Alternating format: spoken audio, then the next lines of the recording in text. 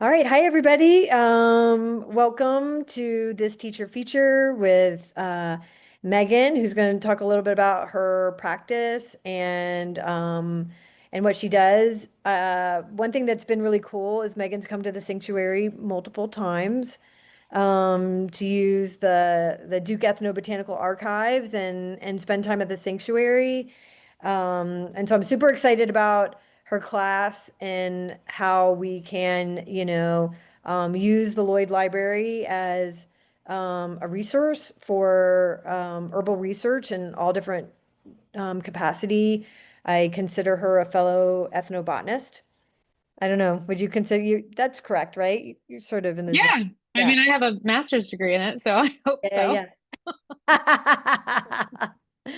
Um, so yeah, talk, and then you're gonna, you're from Cincinnati, so that's pretty awesome. You're super connected into the community, and then you'll be doing a tour of a community garden. So, I'll turn it over to you. Introduce yourself, talk a little bit about the work you do, and share about your classes.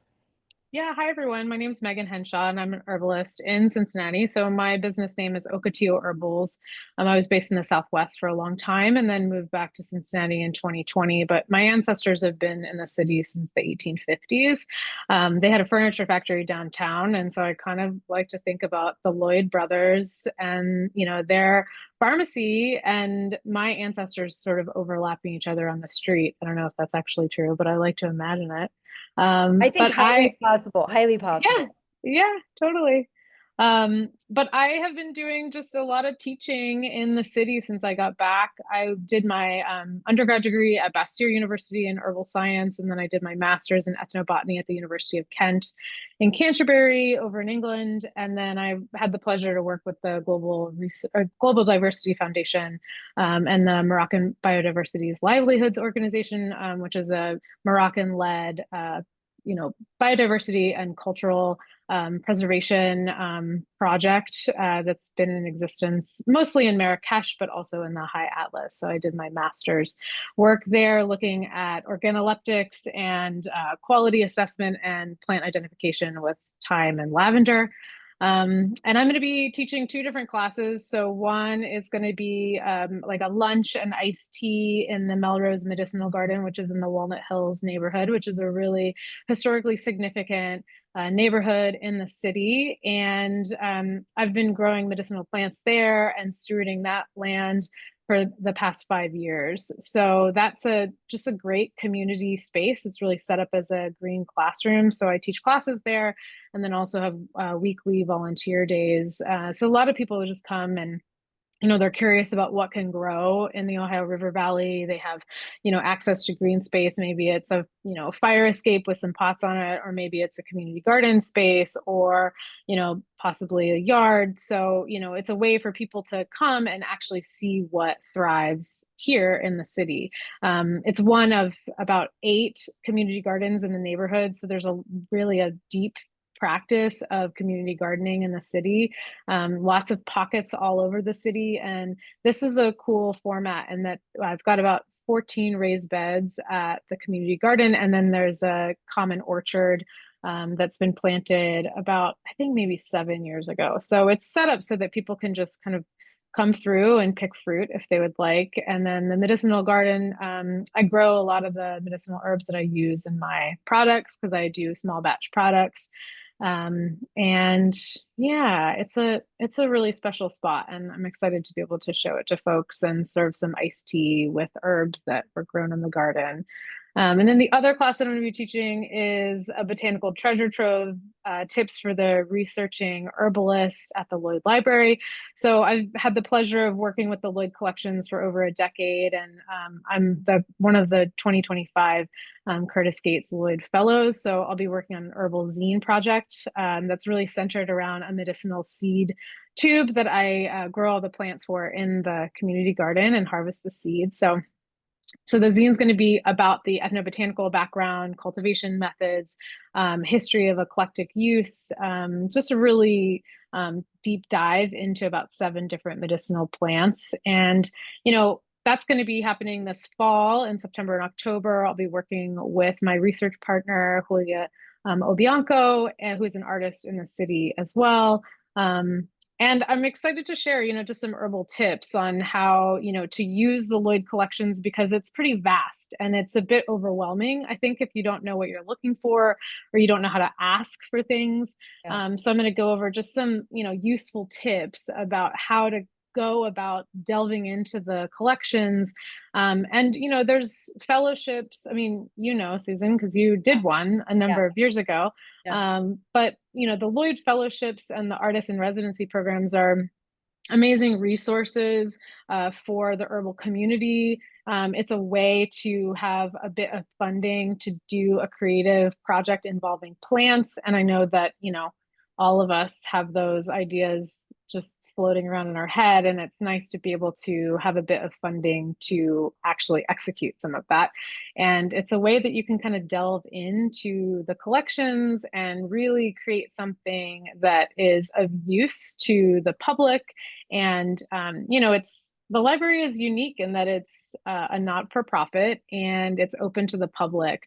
But a lot of the gems that reach back into the late 1400s, all the way to current, they aren't just open and on display. So you really have to kind of know what you're looking for. But if you do, it's incredible. It's an incredible resource. Yeah. Yeah, absolutely. I mean, when I did my fellowship on parasitic medicinal plants, I really, I mean, I used the online um, search that catalog that's available from the website, but then I went there in person and did some keyword searches and pulled a couple of references and then that really helped me write my proposal. And then, once I was there, you kind of dive a little deeper. So I always think, I know it's, I think I'm really excited about your class. I'm really excited about uplifting the Lloyd Library and making people aware of it. And I do think that not everything's on the internet.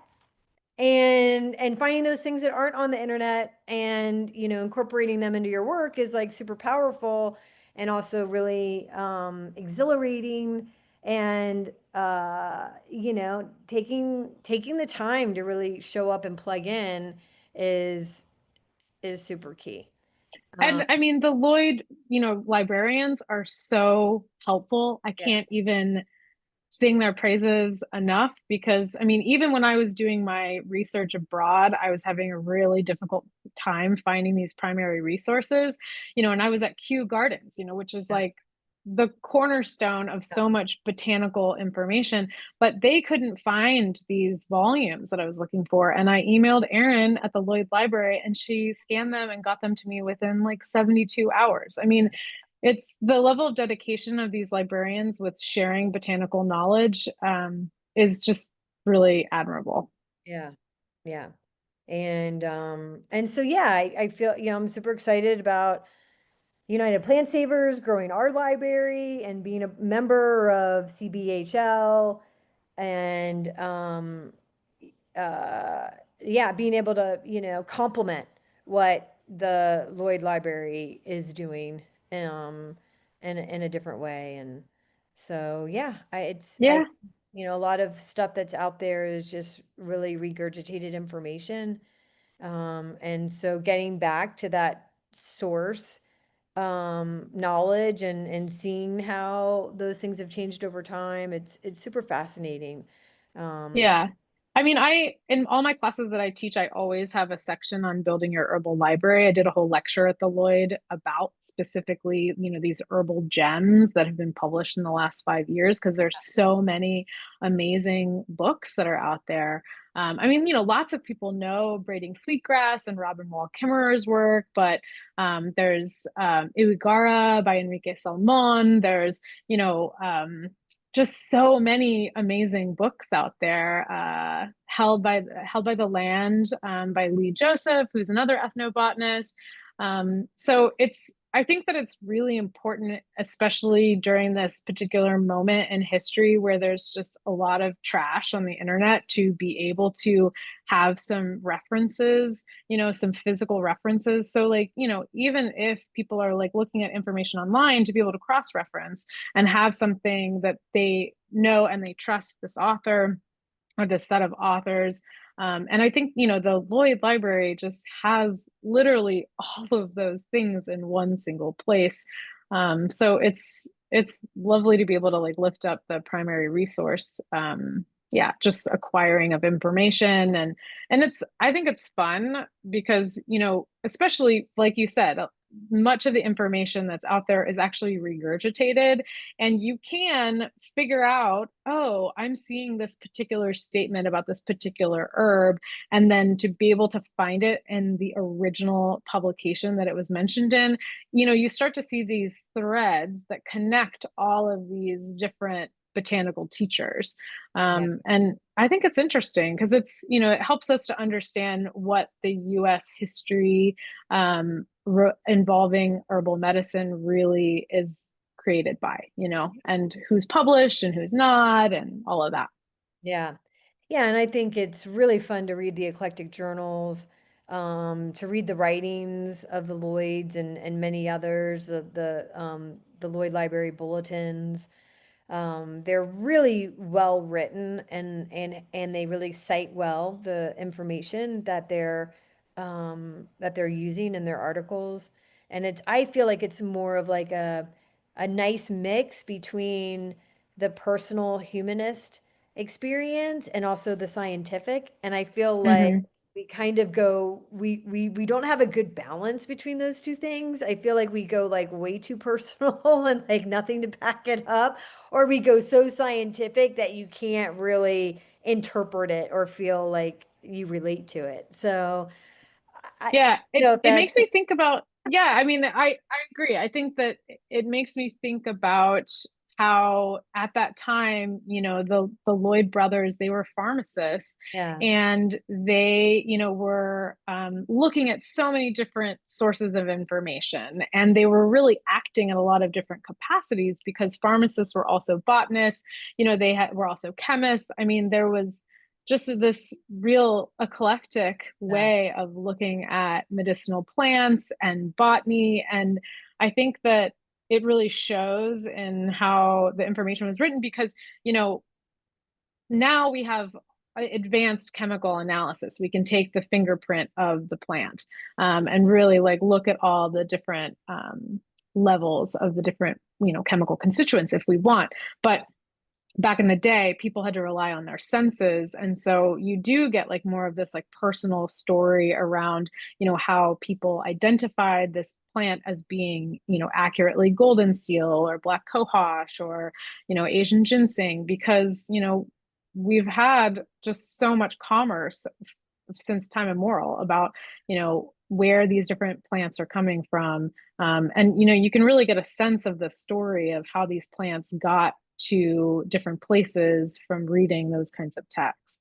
yeah, yeah, absolutely. Yeah, we're so fortunate. What visionaries to leave this legacy for us herbalists. And yeah, I feel like that's what makes United Plant Savers kind of unique is we're not like academic and we're not like strictly conservation. So we really like, kind of create that balance. And I think that's what makes the International Herb Symposium so unique because it's like accepting of like all these different ways of connecting with plants and um so it's really, I don't know. Anyways, I feel like if we all lived back in the turn of the century, we probably would have been eclectics.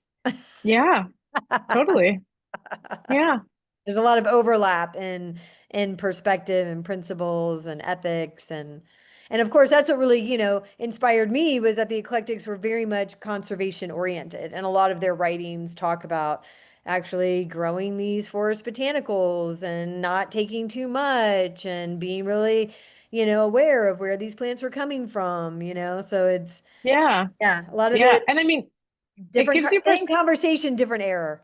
yeah, I mean, and it gives you perspective when you're reading books that were written in the 1800s and they were talking about conservation concerns back then, and then you fast forward now, like yeah, they were reading the writing on the wall a long time ago. Yeah. Yeah, absolutely.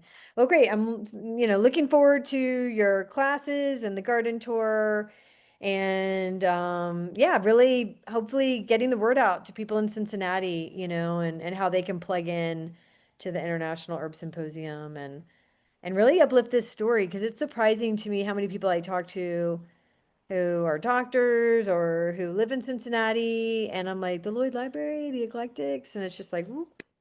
Yeah. Yeah. I mean, I talk about it in all my classes, and it's more and more people are like, oh, I finally went, Yeah, oh, it yeah, really was yeah, yeah, amazing. yeah, And I think that the Lloyd, they've been doing a good job in yeah. the past like 5, 10 years, especially with, pulling out these amazing books from the collections and having these focused art exhibits, highlighting those books. Like they did a really cool one for brood X hatching and the cicadas, and they did another one that was specifically on cannabis. And so there's, I think that there's more public interest and thus like more awareness around the shows that they have there. Yeah, absolutely. All right. Well, thank you so much. Yeah, you're so welcome.